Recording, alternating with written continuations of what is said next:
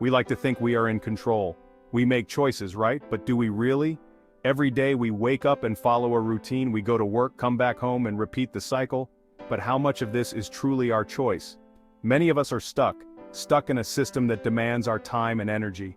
We find ourselves in crowded offices, stuck in endless traffic jams and feeling exhausted on our daily commutes. Stuck in jobs we don't love, we sit at our desks, staring blankly at computer screens, feeling unfulfilled and disconnected from our passions. Stuck working for someone else's dream. In meetings we listen to others dominate the conversation, and we follow orders from bosses who dictate our tasks. Is this freedom, or is it something else? Think about it. We often ponder our choices, looking out of windows, holding our heads in our hands, wondering if there's more to life than this. We trade our time for money. The clock ticks away as we work late into the night, constantly checking our watches, counting the hours we've lost. We spend most of our lives at work. And for what? In busy offices and factories we toil away, sacrificing our personal time and well-being. But what are we truly gaining from this, just to make ends meet? We look at our bills, count our money, and sit with our families worried about making ends meet. Is this the life we envisioned for ourselves? There has to be more. We hold on to hope, watching the sunrise, dreaming of breaking free from the chains that bind us.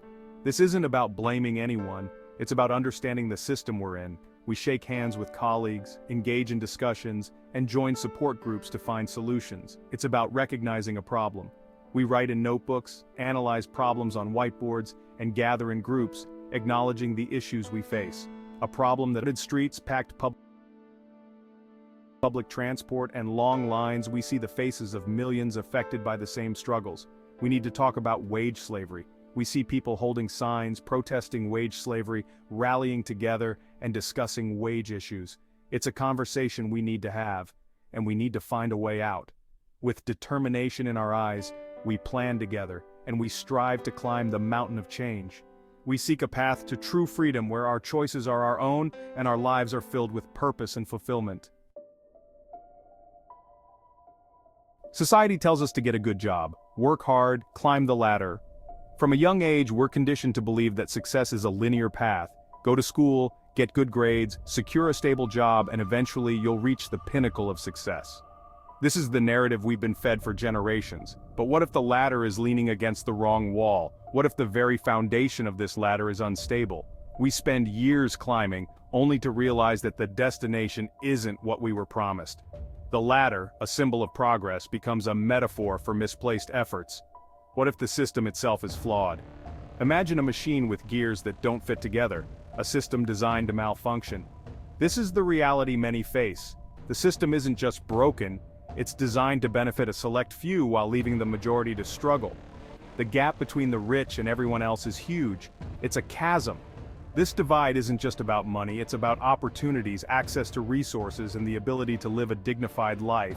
The stark contrast between luxury and poverty is a daily reminder of this imbalance. A select few hold most of the wealth. These individuals live in a world of opulence, far removed from the struggles of the average person. Their wealth isn't just a result of hard work. It's often a product of a system that favors them at every turn. The rest of us are fighting for scraps. While the wealthy enjoy their privileges, the majority are left to navigate a world of uncertainty. From standing in food bank lines to enduring crowded public transport, the daily grind is a testament to the inequities we face. We're told this is how it is. Authority figures, educators, and the media reinforce this narrative. They tell us that hard work is the key to success, that the system is fair, and that anyone can make it if they try hard enough. Work hard, and you'll succeed. This mantra is repeated endlessly, but what happens when hard work isn't enough? When the system is rigged, no amount of effort can guarantee success. The exhaustion, the late nights, the sacrifices, they often lead to burnout rather than breakthrough. But the truth is, it's harder to get ahead when the rules are rigged against you. Imagine running a race where some participants start miles ahead. The scales of justice are tipped, and the burden of inequality weighs heavily on those trying to catch up. It's time to question the rules. We need to challenge the status quo, to rethink the systems in place. It's not enough to accept things as they are. By questioning and pushing for change, we can create a fairer, more just society for everyone. I've been there, staring out of the window, wondering if there's more to life than this endless cycle. The feeling of isolation, even when surrounded by colleagues, is overwhelming. Stuck in the daily grind, working long hours, barely making ends meet. I remember feeling trapped. The piles of paperwork seemed never-ending, and the late nights at the office became a norm. It felt like I was sacrificing my well-being for a job that didn't appreciate my efforts, like a hamster on a wheel. No matter how fast I ran, I was always in the same place. The monotony was suffocating, and the routine felt like a prison. Every day was a repeat of the last, with no end in sight, running and running but getting nowhere. The frustration built up and I felt lost in the crowd. Everyone seemed to be moving forward, but I was stuck in the same spot, unable to break free from the cycle. Back then, work-life balance was a myth. Lunch breaks were spent at my desk and nights were consumed by work.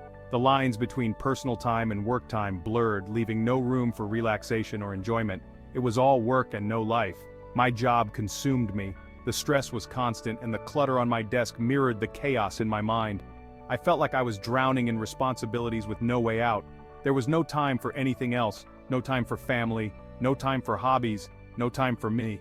Something had to change. I missed out on precious moments with my loved ones and my passions were left to gather dust.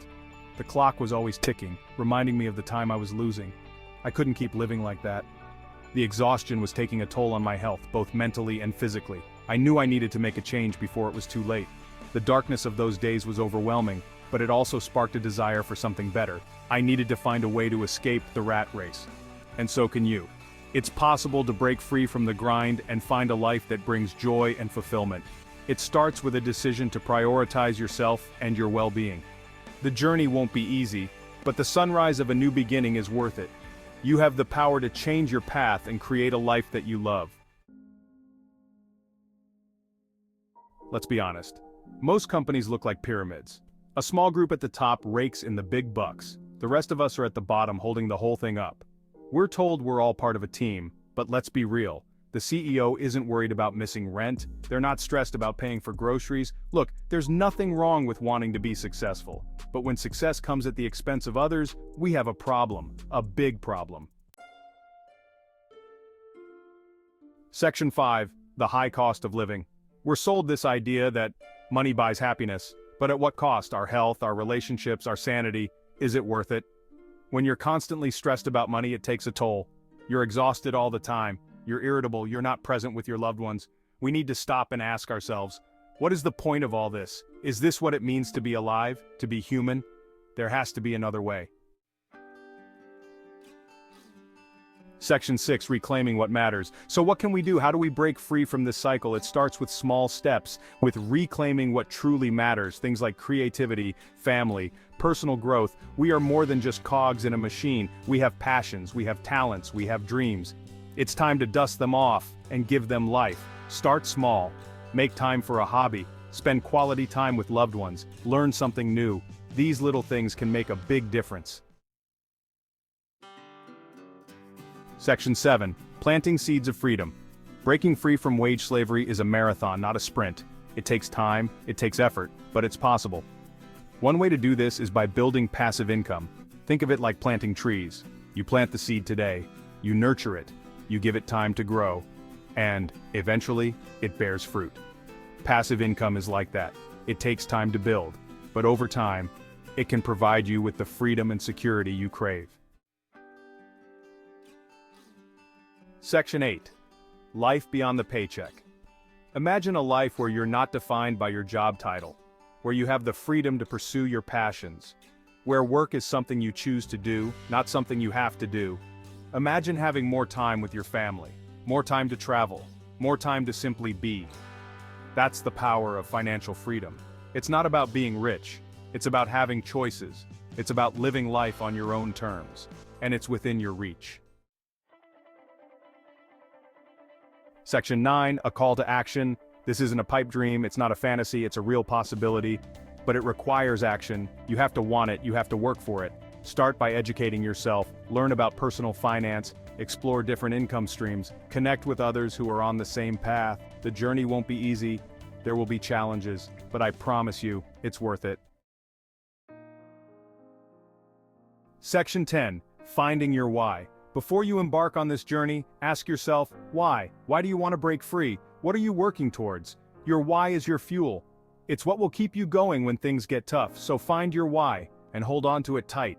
It could be anything: spending more time with loved ones, traveling the world, making a difference in your community. Whatever it is, make it something that sets your soul on fire. Section 11. It's time to break free. The system isn't going to change overnight, but you can. You can choose to break free from the shackles of wage slavery. You can choose to live a life of purpose and fulfillment. It's time to reclaim your time. It's time to reclaim your life. It's time to break free. The only way to do great work is to love what you do. Steve Jobs.